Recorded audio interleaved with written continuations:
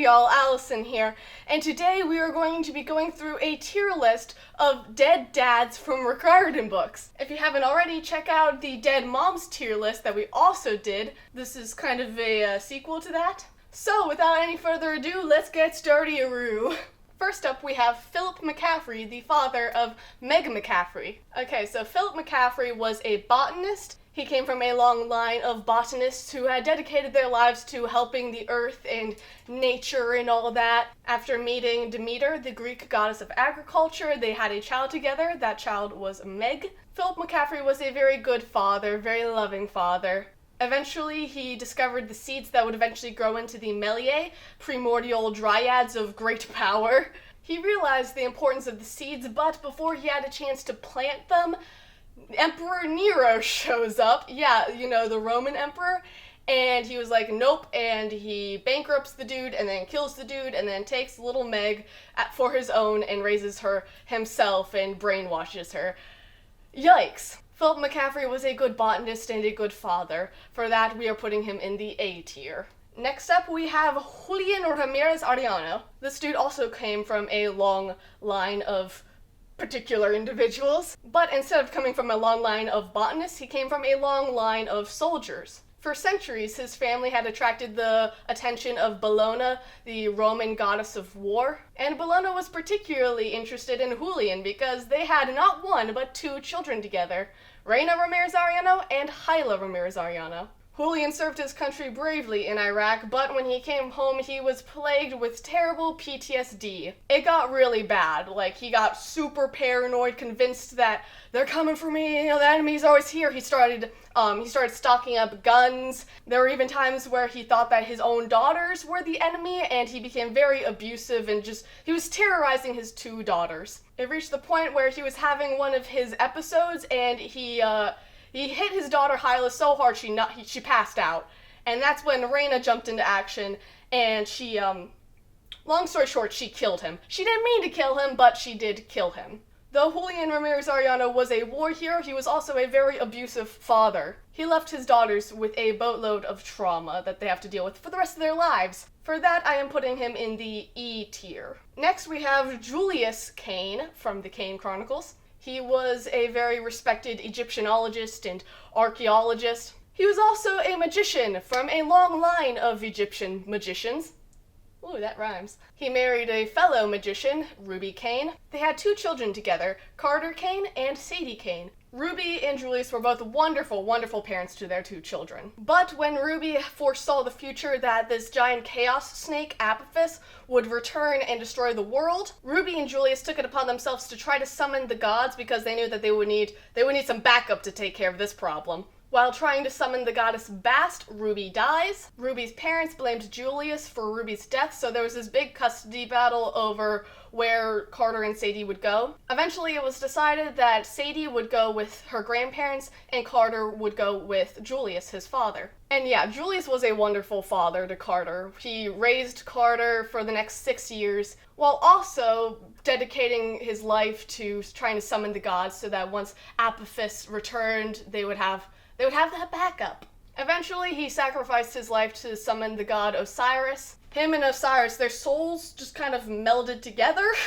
So Julius did kind of live on as Osiris, the Egyptian god of life and death. Though Julius was technically dead, he still did continue to help his children throughout the rest of the series. This dude was an absolute legend. A great father, a wonderful person, and yeah, he's going in the S tier, obviously. This next guy is, he's not S tier. The next guy we have here is Alderman. Alderman was an elf. He married a fellow elf named Greta, and they had two children, Hearthstone and Endearin. Hearthstone was born deaf, and Alderman was very, very mean to him for that. And things got a whole lot worse when, you see, Hearthstone and his brother Endearin were out in the woods playing. Endearin was attacked by this crazy monster, and he's calling for help, screaming for help, but obviously Hearth did not hear him because Hearth was deaf, and he was somewhere nearby playing, but he did not hear his brother's cries, and his brother died. Alderman and Greta both blamed Hearthstone for that, and they were very cruel to him for the rest of his life. They were the most abusive parents by far out of the entire Riordan verse. I'm not gonna go into the details. Go read the book. It's called Hammer of Thor. It's amazing. Long story short, lots of stuff happens, and eventually Alderman turns into a dragon thanks to a cursed ring, and our boy Magnus Chase kills him. Alderman was one of the most despicable characters in the entire Riordanverse. I'd actually argue he was by far the most despicable, but that's just my opinion, and so that's why he goes in the F tier. Next, we have Bili, with one L and two I's. Bili was a dwarf who met and had a child with Freya, the Norse goddess of love. They had a child together. That child's name was Blitzen. We don't know much about Bili, but I think he was a good father? How do I explain this? Okay, so there's this wolf, Fenris. It is foretold that once Fenris is set free, he will swallow the sun, I think, and the apocalypse will begin. Fenris Wolf, he's tied up and on an island that no one can ever find. But here's the thing. Bili suspected that Fenris's ropes were getting worn out and needed to be replaced. Nobody believed him, so he went to go check himself and was mauled to death by the wolf. We don't know much about Bili as a father, but based off of the fact that he risked his life and ultimately died trying to, check if the ropes were still secure, something that, the world's fate depended on, that shows that he has good character, so I'm just gonna put him in the B tier. And finally, we have Randolph Chase. Randolph Chase was a human. He was the uncle of Magnus Chase and Annabeth Chase. He had a wife and two daughters, all three of whom died in a boating accident. Randolph became obsessed with bringing them back from the dead. He was so determined to do this that he made a deal with Loki, the Norse god of trickery. What made him think that was a good idea? I don't know. But point is, Loki was like, alright, I'll bring your dead wife and children back from the dead if you assist me, you do errands for me, you do my bidding, and then you ultimately free me.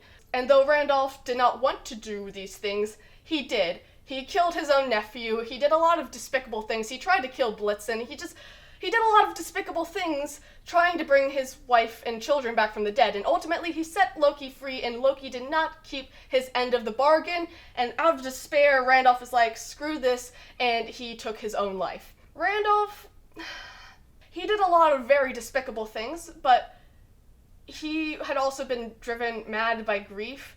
And while you could definitely draw a comparison between Randolph and Julian, both of whom had been driven mad. In Julian's case, he was driven mad by war, and in Randolph's case, he was driven mad by grief. And this madness ultimately led them to doing a lot of terrible things. I was going to put Randolph in the D tier, but the more I think about it, I think he belongs in the E tier, right alongside Julian. I know there are a couple of tiers that don't have anybody in them. I know it bothers me too.